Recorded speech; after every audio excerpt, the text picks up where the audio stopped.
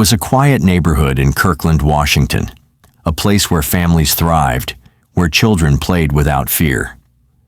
But on the night of July 17, 2006, something unimaginable happened.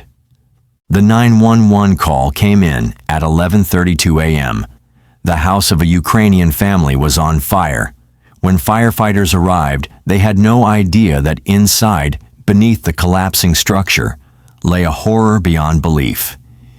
In the peaceful neighborhood near Forbes Lake in Kirkland, Washington, the Milkin family lived what many would call the American dream. Their home was filled with love, laughter, and the warmth of a life well built, until a tragic event wiped them out in an instant. At the heart of the family was Leonid Leo Milkin, a dedicated sergeant in the Washington National Guard. His journey began in 1989 when he and his family emigrated from Ukraine, embracing the promise of a new life in the United States. By 2006, Leo was serving in Iraq, facing the harsh realities of war with unwavering strength. But no matter how far he was from home, his heart remained with his family, counting down the 6 weeks until he could finally return to them. He was deeply loved and supported by his dear wife, Olga. Born on July 22, 1977, Olga was not only a devoted wife, but also a nurturing mother and a professional in her own right. She worked as a dental assistant in Bellevue, balancing her career with the responsibilities of raising 2 young sons. Described by neighbors as friendly and outgoing, Olga had an innate ability to make those around her feel welcomed and valued. The couple had 2 beloved sons. 5-year-old Justin and 3-year-old Andrew were the heartbeats of the Milkin household. Their playful energy often led them to the shores of Forbes Lake, where they spent summer holiday swimming.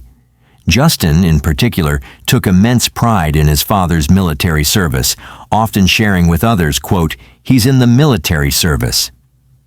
These kids were not only loved deeply by their parents, but their aunt and Olga's sister would also spoil them rotten. At 24, Lyubov, Olga's younger sister, was a beacon of ambition and kindness. A sophomore at Seattle Pacific University, she was pursuing a bachelor's degree in foreign languages. Known for her generosity and a solid belief in the goodness of people, Lyubov was a cherished friend to many. She frequently visited the Milkin family out of love for her nephews, Andrew and Justin. The Milkin family's journey from Ukraine to the United States was a difficult one.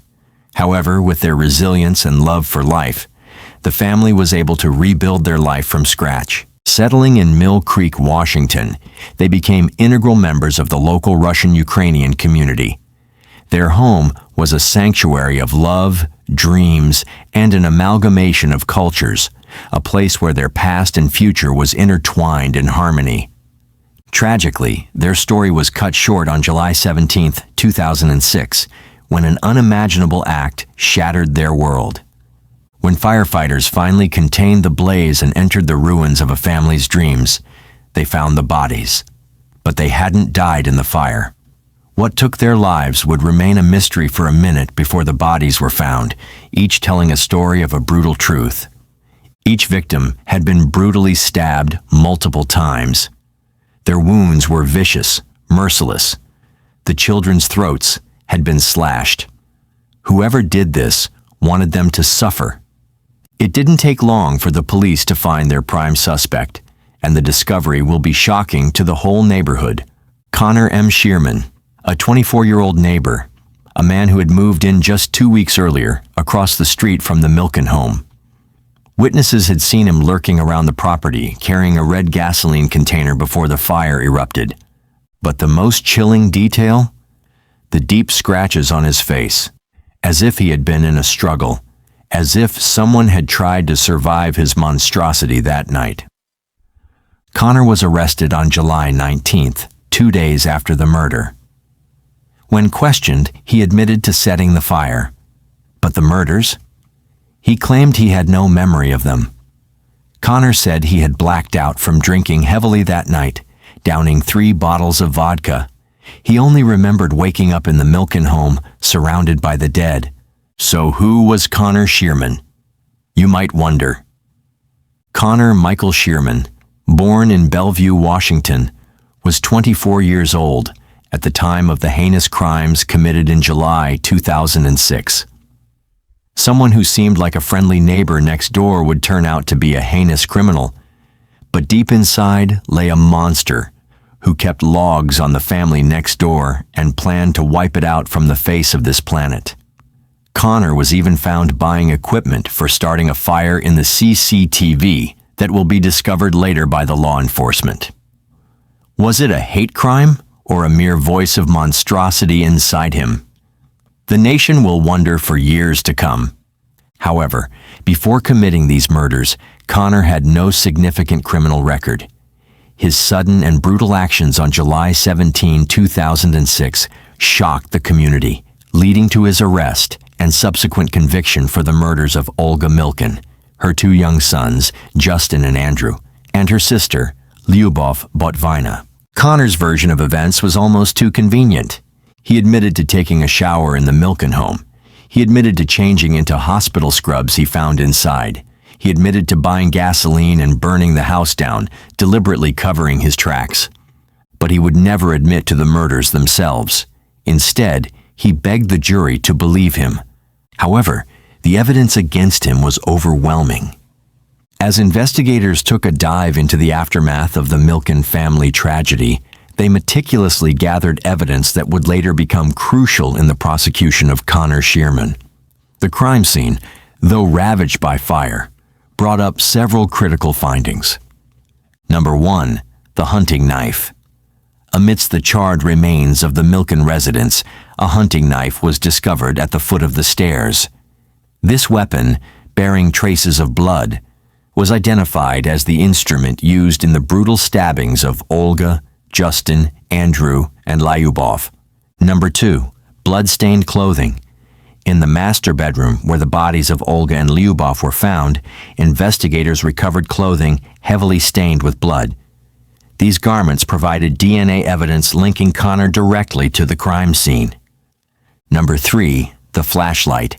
A flashlight found in the same bedroom suggested premeditation. Its presence indicated that Connor had equipped himself to navigate the darkened house, which further bore the story of him in the planned intrusion. Number 4, the partially burned glove. A glove, partially consumed by the fire, was located near the victims. This item not only placed Connor at the scene, but also indicated an attempt to conceal fingerprints during his evil murder spree that swallowed a whole family. Number 5, surveillance footage. Security cameras captured Connor purchasing gasoline from a nearby station shortly before the fire was reported. This footage corroborated the timeline and his intent to destroy evidence by setting the house ablaze. Number 6, physical injuries. Observations made during Connor's arrest noted fresh cuts and scratches on his face and neck. These injuries were consistent with defensive wounds inflicted by the victims during the struggle, further linking him to the heinous act. The conclusion was horrifying yet simple. This wasn't an accident. This wasn't a drunken mistake. This was a massacre, a crime committed in cold blood that was both pre-planned and done in pure brutality. 3 years later, the court trial of Connor began. Jury selection alone took weeks. The death penalty was on the table. Prosecutors argued that Connor had planned the attack, that he had entered the home armed with the intent to kill, that he had wiped out an entire family in cold blood, and then he tried to erase his crime with fire. Connor's defense team played the only card they had: alcohol-induced blackout. They brought in addiction experts, psychiatrists, and toxicologists to argue that Connor had been too intoxicated to form intent, that he couldn't remember killing anyone because his mind had blacked it out. Whether it was a genuine concern for Connor or a mere effort to save him from merciless punishment, the jury did not buy it. During the penalty phase, Connor took the stand. In a 25-minute emotional plea, he asked the jury for mercy. He apologized to the victims' families. He admitted to burning the house, but he never once confessed to the murders. Dressed in standard prison attire, Connor appeared markedly different from the man who had been arrested years prior. His demeanor was subdued, his face etched with lines of remorse and anxiety. As he began to speak, his voice wavered, and he frequently dabbed at his eyes with a tissue, attempting to maintain composure, while also showing remorse through his sunken posture. "I know you don't want my words. I know you don't want my tears," Connor began, his voice barely above a whisper. "You want your family back. I can't give them back to you." Each word seemed to weigh heavily upon him, as if he were grappling with the enormity of his actions in real time, or just that he was a really good actor. He paused. The silence lingered in the courtroom as everyone awaited his next words. "I may not have the right to ask anything of you," he continued, "but I'm asking for your mercy, if not for me, then for my family." The plea extended beyond his own life, reaching out on behalf of his mother and sister who sat in the courtroom. Their faces portrayed anguish and hope at the same time. But what about the innocent family, everyone else wondered. Throughout his allocution, Connor refrained from discussing the specifics of the crimes, adhering to legal advice and the constraints of the allocution process, which allows defendants in death penalty cases to speak without facing cross-examination. Instead, he focused on expressing his remorse and the impact of his potential execution on his own family. His words were not enough. As he spoke, the families of the victims sat stoically, their faces reflecting a mixed and complex emotion of pain, anger, and perhaps a yearning for closure. Olga's husband, Leonid Milkin, who had been serving in Iraq at the time of the murders, listened intently, his expressions impossible to understand. The loss he had endured was unimaginable, and now he was confronted with the raw humanity of the man responsible yet desperate for his mercy. Connor's defense attorney, James Conroy, had previously presented a narrative of a troubled individual battling alcoholism, suggesting that Connor had experienced an alcohol-induced blackout during the time of the murders. However, the jury had found this defense unconvincing, leading to the guilty verdicts. Now, in this final moment, Conroy hoped that Connor's display of remorse might sway the jury toward leniency. The prosecution, led by King County Deputy Prosecutor Scott O'Toole, had painted a starkly different picture. They described Connor as a calculated killer who had invaded a family's home and committed unspeakable acts. All evidence pointed towards the atrocity of his planned crime. O'Toole had invoked the profound loss experienced by the Milkin family, highlighting the innocence of the young boys whose lives were brutally cut short by this heinous man. As Connor concluded his allocution, he looked directly at the jury, his eyes pleading. "I have been told by people I'm going to die. I'm going to hell," he said, his voice breaking. "I'm already there." With these final words, he returned to his seat, leaving the jury to grapple with the weight of his plea and the gravity of their impending decision. The courtroom remained silent as the jurors absorbed what they had heard. The decision before them was monumental, balancing the scales of justice, the demands of society, and the remnants of mercy that Connor's allocution sought to awaken. The lives of many hung in the balance, not just Connor's, but also those irrevocably changed by his actions. In the days that followed, the jury would deliberate, each member wrestling with their conscience, the law, and the emotional testimonies presented throughout the trial. The allocution had added a deeply personal dimension to their task, humanizing a man convicted of inhuman acts. Their verdict would not only determine Connor's fate, but also echo through the lives of the victims' families, the Ukrainian community, and the broader discourse on justice and redemption. All eyes were on the jury, waiting for a verdict that did justice to all. In the aftermath of the brutal murders of Olga Milkin, her two sons Justin and Andrew, and her sister Lyubov Botvina, the legal proceedings against Connor Shearman culminated in a highly publicized trial. On April 12, 2010, Connor was found guilty on 4 counts of aggravated first-degree murder and 1 count of first-degree arson. The only question that remained was, would he live or die? The penalty phase of the trial, which lasted 2 weeks, was emotionally charged. The jury deliberated for a day and a half before unanimously recommending the death penalty. On May 5, 2010, King County Superior Court Judge Gregory Canova formally sentenced Connor to death by lethal injection. As the verdict was read, Connor reportedly shook his head, while Leonid Milkin, the surviving husband, father, and brother-in-law of the victims, relieved, expressing a sense of justice being served. Connor's defense team immediately indicated plans to appeal the verdict to the Washington State Supreme Court, raising concerns about jury selection and statements made by the prosecution during the trial. Connor's family, present during the sentencing, declined to comment publicly. King County Prosecutor Dan Satterberg spoke to reporters at the family press conference in the King County Prosecutor's office. "The death penalty is the law of this state, and it is reserved for the worst of crimes," said Satterberg, who was not in office when the prosecutors brought the death penalty charge against Connor. This prosecution team was able to bring that case together for the jury, and the jury made what we believe is the right call. These are wonderful people who come to America to live the dream, and that dream was shattered.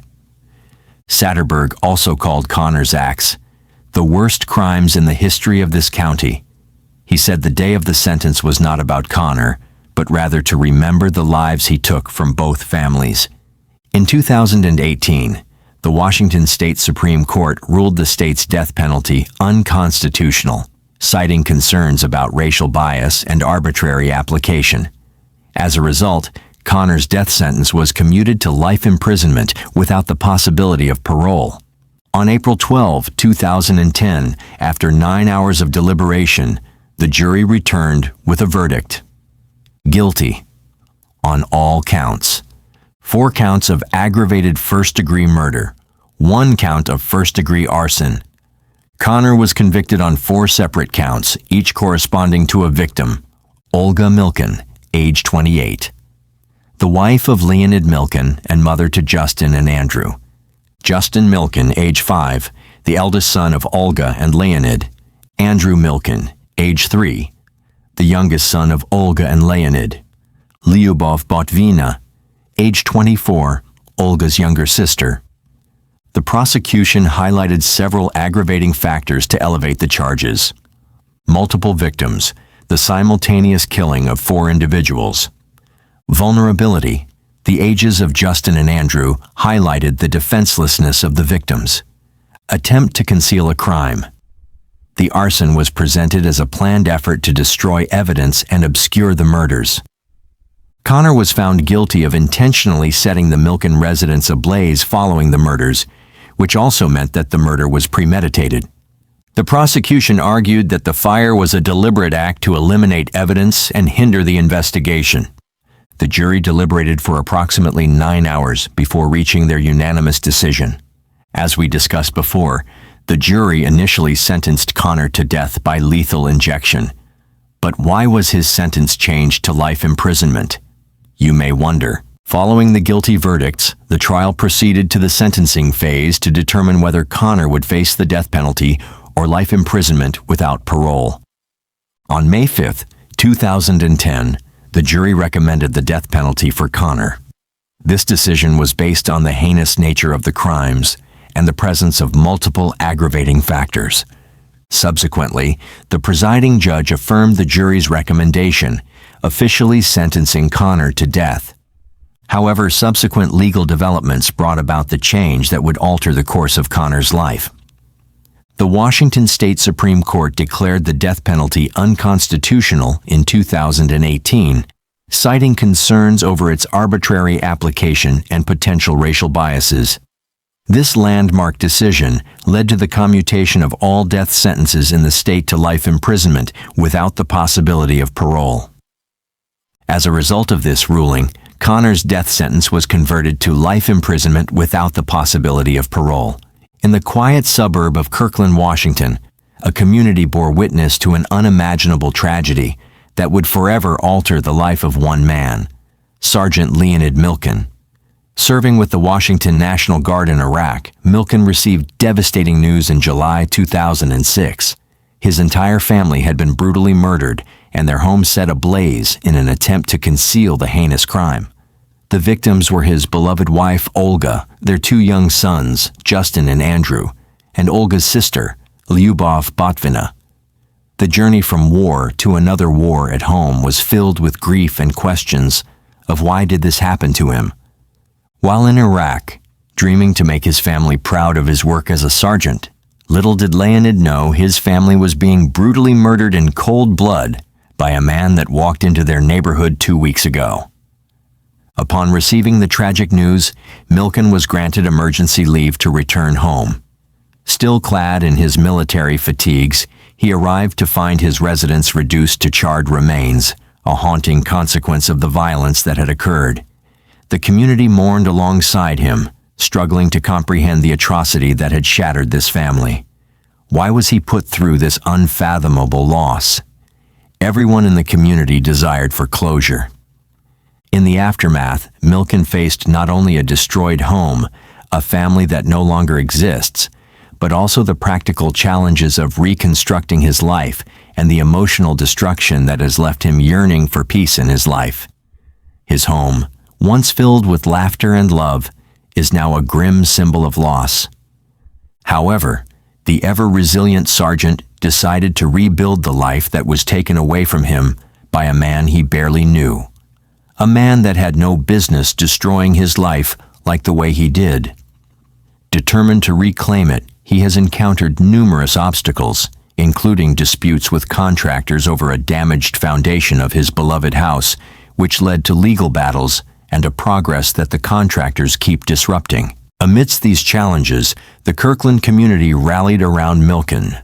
This was when Leonid needed his community the most.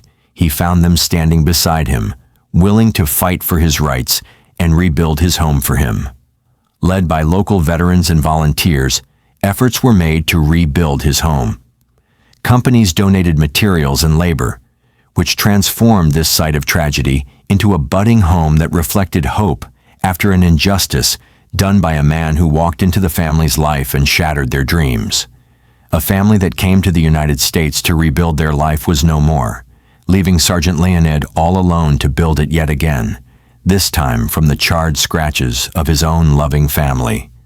By 2010, 4 years after the murders, Milkin prepared to move back into his rebuilt home, viewing it as a memorial to his lost family and a foundation for his future. He now lives there with the memories of his 2 sons and a beloved wife, still wondering why his life was taken away from him when all he wanted was to live peacefully with his family. The Milkin family massacre remains one of the most horrifying crimes in Washington's history, a tragedy that destroyed a family, a crime so senseless, so brutal, that it left an entire community shaken. But what do you think? Was justice truly served, or did Connor escape the punishment he truly deserved? Let's discuss. And if you want to see more cases like this, don't forget to like, subscribe, and stay tuned for our next deep dive into true crime's darkest stories.